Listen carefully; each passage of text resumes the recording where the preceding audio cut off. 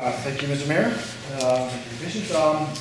This was a very difficult project for me to kept going back and forth with the people coming to speak.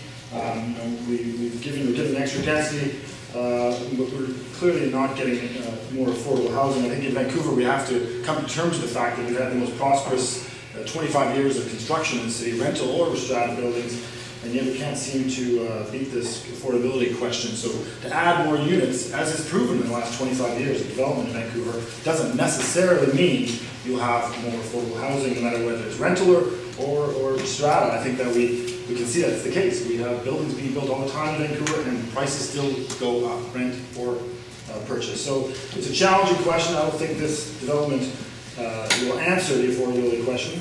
I think that there are lots of pros and cons to the project.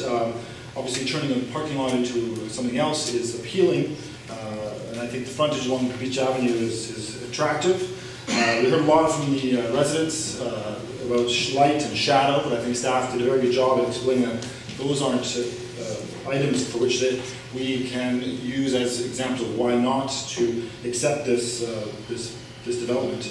The challenges I have with this development are a couple. There's one is that the 80-foot distance, which is required for the most part in Vancouver from building to building. You have far less than 80 feet from two buildings, and I think I'm worried about that from a privacy point of view, the density within that space. The fact that this, while it's outside of the community plan, there is a community plan process, and I think for the people of the West End who are, and I spoke the same with regards to the Comox development, while those two developments might have been outside the process of the community planning process, I don't think it's fair. They were significant projects, and they should be included as part of the community plan. Density, when you're going from this development these beach towers already have 151% of the zone density, and by adding this building, we'll take it up to 196% of zone density. I appreciate that the developer is, while this is a STIR project, he's still providing CACs and is paying for DCLs.